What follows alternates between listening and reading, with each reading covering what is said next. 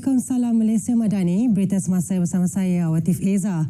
Kejadian tembakan yang berlaku di Balai Ketibaan KLIA Terminal 1 adalah bersifat peribadi dan tidak melibatkan sebarang kegiatan keganasan atau mana-mana kumpulan.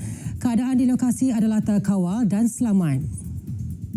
Ketua Polis Selangor, Dato' Husin Omahan mengesahkan kejadian berlaku kira-kira pukul 1.30 pagi.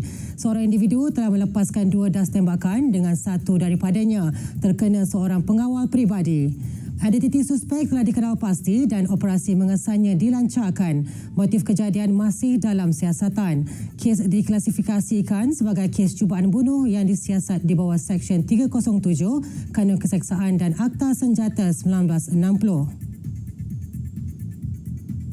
Seorang kanak-kanak berusia 8 tahun yang tular dilaporkan hilang selepas dilarikan sebuah kereta berwarna hitam pada 11 April lepas ditemukan selamat tanpa kecederaan pada hari yang sama.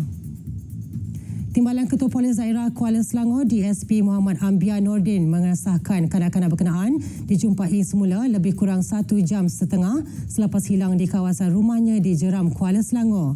Tindakan mengesan kanak-kanak itu dijalankan selepas polis menerima laporan pada hari sama sebelum ditemukan dalam keadaan selamat tanpa sebarang kecederaan. Susulan itu, polis telah membuka kertas siasatan bawah Seksyen 31-1-A Akta Kanak-Kanak 2001. Orang ramai diingatkan untuk sentiasa mengawasi anak-anak yang berada di luar rumah pada musim perayaan bagi mengelak sebarang kejadian tidak diingini.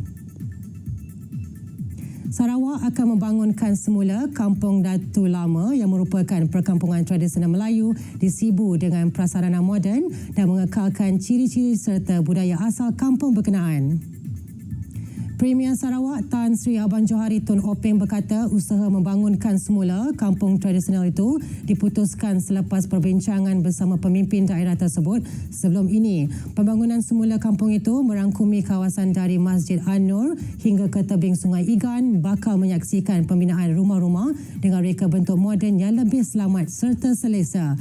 Beliau turut memaklumkan kerajaan negeri juga telah siap merancang pelan induk pembangunan semula Bukit Asid Sibu dan segala butiran akan siap pada suku pertama 2025.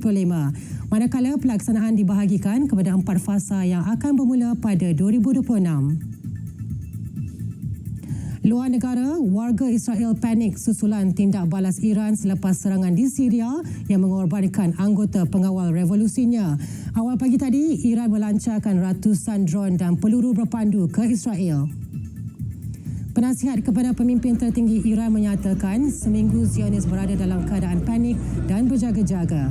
Penasihat kanan Ayatollah Ali Khamenei, Yahya Rahim Safavi memberitahu Israel tidak tahu apa yang Iran akan lakukan, jadi mereka dan penyokongnya dalam ketakutan.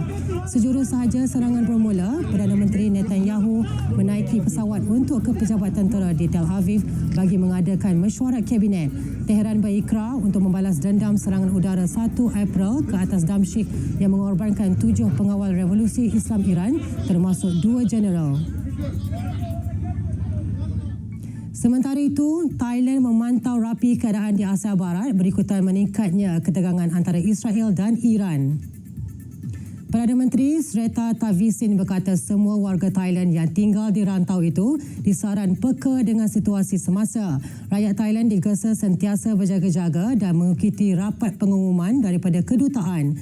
Terdapat laporan awal beberapa negara termasuk United Kingdom, Rusia dan Amerika Syarikat telah mengeluarkan nasihat perjalanan ke Israel dan rantau itu kerana kemungkinan tindak balas ketenteraan Iran terhadap serangan Israel ke atas kedutaannya di Damsyik. Asia Barat masih tegang selepas Israel tidak mengendahkan resolusi Majlis Keselamatan Pertubuhan Bangsa Bersatu supaya menghentikan kempen genosidnya di Gaza dengan sejumlah besar daripada 2.3 juta penduduk di Gaza di ambang kebuluran. Sekian berita semasa dari Sungai ke Segara, Palestin pasti merdeka. Salam Malaysia Madani.